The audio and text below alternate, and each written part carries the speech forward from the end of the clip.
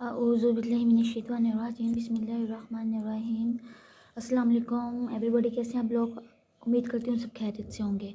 आज हम डिस्कस करने जा रहे हैं डेवलपमेंटल बायोलॉजी। ये सेमेस्टर 5th में पढ़ाई जाती है, मास्टर यानी मास्टर का फर्स्ट सेमेस्टर या बी एस ज़ूलॉजी के 5th सेमेस्टर में। इसका एक टॉपिक है मोस्ट इम्पोर्टेंट, फर्टिलाइजेशन। इसको आज हम डिटेल्स पढ़ेंगे। What is fertilization. जैसे कि आप छोटी क्लासेस में पढ़ कर आ चुके हैं कि फर्टिलाइजेशन होता है fusion of egg and sperm.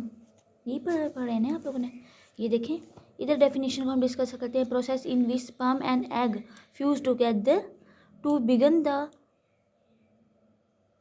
Creation of new individuals whose genome are derived from the both parents. मैं आपको बताती चलूँ कि मैंने इससे पहले 2-3 एनिमेटेड वीडियो बना चुकी हूँ फर्टिलाइजेशन की। आप लोग उसको सर्च कर सकते हैं। अच्छा जी, अब ये के बाद ये है कि फर्टिलाइजेशन के की वजह पर ना मैंने कुछ पॉइंट आउटलाइन किए हैं। उस पॉइंट को हम डिस्कस करते हैं। पहला पॉइंट है इवेंट्स क्या क्या होते हैं फर्टिलाइजेशन के दरमियान में। पहला है स्पीशीज स्पेसिफिक। इसका क्या मतलब है, यानी कि इनके पास ना जो एग स्पर्म है ना और एग अब एक सेम स्पीशीज़ का होना चाहिए। Regulation of sperm into the egg, sperm का फिर मूव करना एग की तरफ। Fusion of egg and sperm, ये होता है प्रोसीजर। एंड फिर एक्टिवेशन ऑफ एग मेटाबॉलिज्म्स, यानी कि एग का एक्टिवेट हो जाना। सबसे पहला टॉपिक हम डिस्कस करेंगे स्पीशीज़ स्पेसिफिक। ये देखें, यही चीज़ सेम इधर भी है। इस पर क्या चीज़ मेन चीज़ है, पहले इसमें 5 स्टेप्स आएंगे। कौन कौन से। पहले है कीमो अट्रैक्शन, ये क्या चीज़ होती है। फिर exocytosis, binding of sperm, passing of sperm, fusion of sperm and egg. पहले हम करते हैं करें interaction of sperm and egg generally proceed according to 5 steps. First steps है chemoattraction of the sperm to the egg by soluble molecules by the egg. ये देखें, ये पहला पॉइंट कीमो अट्रैक्शन हो रही है इसमें। इसको मैं जूम कर देती हूँ इन डायग्राम को, आप लोग देखें। ये प्रोसीजर हो रहा है फर्टिलाइजेशन का और मैंने इसकी शॉर्ट वीडियो बनाई है एनिमेटेड। सी एजेंट को हम डिस्कस कर रहे हैं। सबसे पहले है स्पर्म कांटेक्ट कर रहा है जेली लेयर के साथ। अच्छा, स्पर्म को पहले हम डिस्कस करते हैं। स्पर्म के अंदर होती क्या क्या चीज़ है। मैं जूम करती हूँ, स्पर्म को दिखाती हूँ। एक न्यूक्लियस है स्पर्म के अंदर, ये एक्टिन प्रोटीन है स्पर्म के अंदर, ये सेंट्रियोल है, ये एक्रोसोमल है। सबसे हेड पर क्या होता है, एक्रोसोम। नेक्स्ट है exocytosis of acrosomal vesicles. Acrosomal होता क्या है, vesicles to release its enzyme. ये जो एक्रोसोम आप देख रहे हैं ना स्पर्म के अंदर, ये वाला, जब भी कोई स्पर्म का हेड जब भी ये एग लेयर के साथ करता है ना, जुड़ता है, तो एक रिएक्शन स्टार्ट होता है जिसको हम क्या कहते हैं, एक्सोसोमल रिएक्शन। ये क्यों स्टार्ट होता है, क्योंकि इसके अंदर एक्रोसोमल वेसिकल्स होते हैं, ये रिलीज करते हैं कुछ तरह के enzymes. Binding of sperm to the vitelline layer, इसको हम जोना पेलोसिटा भी कहते हैं। ऑफ द एग, इसको हम जोना भी कहते हैं, जोना पेलोसिडा, या वेटलाइन इन्वेलप भी कहते हैं। ये एग है, ये स्पर्म है। थर्ड पॉइंट है हमारे पास बाइंडिंग ऑफ स्पर्म। स्पर्म का बाइंड हो जाना वेटलाइन लाइन लेयर ऑफ और जोना पेलोसिटा, ये तो हो गया लाइन। नेक्स्ट है पासिंग ऑफ स्पर्म। स्पर्म का पास होना through it's extra cellular envelope. ठीक है, बाइंडिंग भी हो गई, इससे पहले डाइजेशन थी, फिर होगी बाइंडिंग भी हो गई, ये बाइंडिंग हो रहा, फिर इसके अंदर से क्या ना पास होना, ये सारा मटेरियल क्या हो जाएगा, पास हो जाना। जब आप मेरी एनिमेटेड वीडियो देखेंगे ना तो उसके अंदर ये सारा क्लियर है कि किस तरीके से ये एक्रोसोमल वेसिकल्स यहाँ से पास हुआ है और एग की लेयर के अंदर मूव किया है।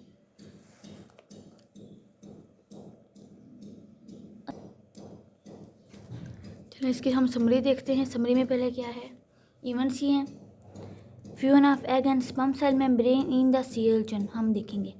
पहला जो पॉइंट है इसमें जो हम पहले को डिस्कस कर रहे हैं दोबारा से, the sperm is chemotactically attract to and activate the by the enzyme. क्या हो जाएगा? इंजाइम के साथ एक्टिवेट हो जाएगा।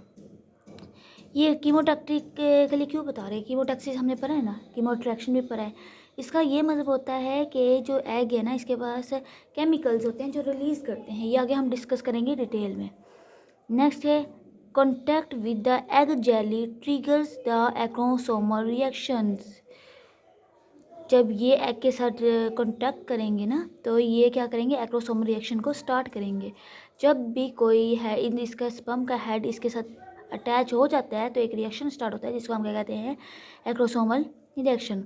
Allowing the acrosomal process to form and release the proteolytic enzyme. कौन सा इंजाइम रिलीज करेंगे? जो एक्रोसोमल, ये जो एक्रोसोम है हेड का, ये जो इंजाइम रिलीज करेंगे उसका क्या नाम है? Proteolytic enzyme.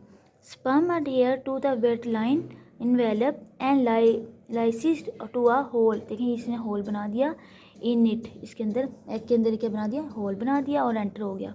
Sperm adhere to the egg cell membrane and fuse with it, और इसके साथ क्या हो गया? फ्यूज हो गया। Sperm produce pronucleus can now enter the egg cytoplasm. अभी इसमें क्या होगा? इसका न्यूक्लियस भी होगा, किसी में एंटर हो जाएगा? एग की लेयर के अंदर, साइटोप्लाज्म के अंदर। अच्छा जी, अब हम एक से एग्जाम्पल पढ़ते हैं। अब एग्जाम्पल हमने कौन सी ली है? हमने एग्जाम्पल इसके लिए है सी एल्जन। सी एल्जन में एक्सटर्नल फर्टिलाइजेशन होती है। आपके टॉपिक में जो सिलेबस में है टॉपिक है, उस एक इंटरनल फर्टिलाइजेशन है और एक एक्सटर्नल फर्टिलाइजेशन है। एक्सटर्नल फर्टिलाइजेशन को जब हमने डिस्कस किया है, देखिए मैंने ना एग्जाम्पल ली है सी एल्जन की एक्सटर्नल फर्टिलाइजेशन है। इसके अंदर दो चैलेंजेस आए। चैलेंजेस क्या है? दो क्वेश्चन रिलीज हुए। कौन से दो क्वेश्चन हैं? हाउ टू ब्रिंग, कैसे लेकर आते हैं, टू वेरी स्मॉल सेल्स, जो सेल्स हैं एग और स्पर्म, वो कैसे टूगेदर इकट्ठे होते हैं इन अ वेरी लार्ज स्पेस। यानी कि अगर हम कहें पानी है, पानी के अंदर कैसे पता इतना बड़ा स्पेस है, किस तरीके से दोनों सेल आपस में कॉन्टैक्ट करेंगे। हाउ टू इंश्योर, कैसे इंश्योर होंगे? तो only sperm cell and egg of the same species. कैसे पता चलेगा कि ये जो एग और जो स्पर्म मूव कर रहा है वो अपने सेम स्पीशीज़ के एग की तरफ मूव कर रहा है। इसको हम डिस्कस करते हैं। इधर देखें ये दो क्वेश्चंस यहाँ लिखे हुए जो मैंने यहाँ लिख दिए थे। स्पर्म अट्रैक्शन पढ़ते हैं, एक्शन एट अ डिस्टेंस। इसके पहले हम करते हैं, पहले स्पर्म अट्रैक्ट करेगा एग की तरफ और फिर क्या होगा? कीमोटैक्सिस होगा। कौन सा अमल होगा? कीमोटैक्सिस। यानी जो है ना ये रिलीज़ करेंगे केमिकल। कौन रिलीज़ करेंगे? एग रिलीज़ करेंगे। फिर एग के अंदर आपको पता है ओसाइट्स होते हैं। फिर स्पर्म की अट्रैक्शन हो जाएगी। एक तो स्पर्म की अट्रैक्शन होगी, इसकी भी एक टाइमिंग है। ये देखें इसमें इन्होंने क्या लिखा हुआ है। In many species sperm are attracted toward egg of their species by chemotaxis under the influence of chemical secretion by the egg. These oocytes control not only the type of sperm they attract but also time at which they attract them. आगे समझ आप लोगों को। अब है नीचे इसका जो टॉपिक है role of resact. What is resact? Most important ये टॉपिक है। रिसेक्ट क्या होता है? एक्चुअली रिसेक्ट वो केमिकल है, ये केमिकल है, ठीक है। आगे हम इसको डिटेल पढ़ते हैं। इधर मैंने इसके पहले पॉइंट आउट किया, ठीक है। ये केमिकल है। ये केमिकल कैसा है? इसके अंदर 14 अमाइनो एसिड पेप्टाइड होते हैं, ठीक है। और ये कहाँ से रिलीज़ होता है? एग की जेली से। अच्छा, अब हम जो स्पीशीज़ हमने ली है ना सी एल्जन का, वो हमने लिया है अर्बेशिया पंक्चुलेटा। ये हमारी ये कहाँ से रिलीज़ हुआ केमिकल? एग की जेली से। अब इसने किसकी तरफ अट्रैक्ट करना है? अर्बेशिया स्पर्म की तरफ। अर्बेशिया स्पर्म को पता चल जाएगा कि मेरा केमिकल यहाँ से रिलीज़ हो रहा है इस एग से, तो वो उसकी तरफ अट्रैक्ट हो जाएगा। अब ज़रा देखें एक्सपेरिमेंट हम बाद में करते हैं, पहले हम यहाँ पढ़ते हैं। दी मैकेनिज्म ऑफ कीमोटैक्सिस डिफरेंट होते हैं अमंग द डिफरेंट स्पीशीज़। यहाँ से तो सिर ने प्रिंटिंग की हुई है। One chemotactic molecule of 14 amino acid peptide called resect has been isolated from the egg jelly of the sea algen Herbaceae punctulata. Resect attract किसकी तरफ अट्रैक्ट होता है? Herbaceae sperm की तरफ। फिर क्या किया साइंटिस्ट ने ना, एक लिया एक तजर्बा किया, ड्रॉप ऑफ सी वाटर लिया अंडर द माइक्रोस्कोप, उसको उन्होंने किसके अंदर रखा, माइक्रोस्कोप के अंदर। उसके उन्होंने क्या देखा, इसके अंदर बहुत ज़्यादा जो स्पर्म है ना वो मूव कर रहे हैं, और कितने डायमीटर है इनके दरमियान में। इस वक्त जब उन्होंने लिया है ना पानी, इसके अंदर रिसेक्ट मालिक्यूल यानी केमिकल्स नहीं है। इन्होंने लिया है स्पर्म स्विम इन सर्कल में मूव कर रहे हैं about the 50 micrometre in diameter in the absence of resact. जब इन्होंने रिसेक्ट को फिर इसके अंदर क्या किया है, by inject of resact into the drop, sperm ने मूव किया है into the region of resact chemical. आगे से इनका उनके कहने का मतलब है कि उन्होंने एक पानी लिया, फिर उसके उन्होंने एक ड्रॉप ऑफ वाटर लिया, उसको उन्होंने रखा माइक्रोस्कोप के नीचे। उन्होंने ये देखा है कि इस वक्त इन द एब्सेंस ऑफ रिसेक्ट में जो तमाम के तमाम स्पर्म हैं वो सर्कल में मूव कर रहे हैं, उनके दरमियान जो फासला है 50 माइक्रो डायामीटर का। जब फिर उन्होंने अंदर इंजेक्ट किया, क्या किया कि रिसेक्ट किया, तो तमाम के तमाम स्पर्म ने ना उन्होंने मूव किया किसकी तरफ, रिसेक्ट की तरफ। देखें, when a drop of sea water containing arbacia sperm is placed on a microscope slide, these sperm generally swim in circle about a 50 micrometer in diameter in the absence of resect. When a amount of resect is injected into the drop, sperm migrate into the region of the injection within the second and concentrate there. अब करते हैं इसका क्या result निकला। Resact is a specific है for अर्बेशिया पंचुलेटा के लिए, और does not attract sperm to other species. ये सिर्फ अपने ही स्पीशीज़ के मूव करते हैं, दूसरे स्पीशीज़ की तरफ नहीं करते। हर केमिकल हर स्पीशीज़ के लिए स्पेसिफिक होता है। पीछे तो हमने टॉपिक नहीं पढ़ा स्पेसिफिक स्पीशीज़, इसका यही मतलब है कि हर जो स्पर्म है वो अपने ही एग के लिए स्पेसिफिक होता है। पंचुलेटा स्पर्म हैव रिसेप्टर्स होते हैं इन देयर प्लाज्मा मेम्ब्रेन के अंदर रिसेप्टर्स मौजूद होते हैं ताकि उनको पता चल सके दैट बाइंड वो बाइंड कर सकें रिसेक्ट को and swim up the concentrated gradient of this compound until they reach the egg, जब तक वो पहुंच नहीं जाते उनके। Resact also act as a sperm activating peptide होते हैं। Sperm activating peptide cause dramatic और immediate increase the mitochondrial respiration. इसने क्या इंक्रीज करना होता है, एक तो रेस्पिरेशनल, जब भी ये रिसेक्ट स्पर्म के साथ अट्रैक्ट हो जाते हैं क्या होता है एक तो इसकी माइटोकॉन्ड्रियल रेस्पिरेशन और स्पर्म मोटिलिटी यानी कि उसके जो मूव करने की हरकत है वो तेज़ हो जाती है। Sperm receptors for resact is transmembrane protein होते हैं where it bind resact on the extracellular sides. फिर एक कन्फर्मेशनल चेंज होता है किसके अंदर, साइटोप्लाज्मिक साइड के अंदर, एक्टिवेट करता है रिसेप्टर एंजाइम्स को एक्टिविटी को।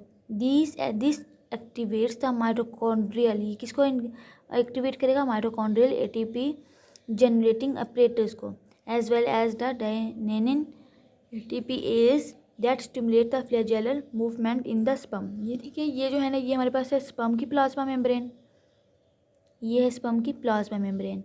ये इसका एंजाइम है, क्या एंजाइम, रिसेप्टर साइट है। ये एंजाइम्स की क्या है, रिसेप्टर साइट है। रिसेप्टर साइट का क्या नाम है, रिसेप्टर गाइनाइलो लाइगेज। जब इसके साथ रिसेक्ट आता है ये इसके अंदर ना एक होता है, ये साइटोप्लाज्म है। साइटोप्लाज्म के अंदर होता है जीटीपी। जीटीपी क्या होता है, ये देखिए यहाँ से पढ़ते हैं, फॉर्मिंग द इंटरसेलुलर, ये क्या बनाता है, CGMP बना देता है, जो कि रिलीज़ करता है कैल्शियम आयंस को। फिर कैल्शियम आयंस की वजह से ये वाला कैल्शियम चैनल क्या हो जाता है, ओपन हो जाता है। इस केमिकल इसकी वजह से ये बनाता है कैल्शियम चैनल को ओपन कर देता है, जिसकी वजह से आउटसाइड से कैल्शियम अंदर आ जाते हैं। The influx of calcium activates the sperm motility and sperm swim up the gradient towards the egg. I hope आप लोगों को समझ आई होगी इस लेक्चर की। फिर मुलाकात होती है सेकंड लेक्चर में। Thanks for watching my video. बहुत बहुत शुक्रिया।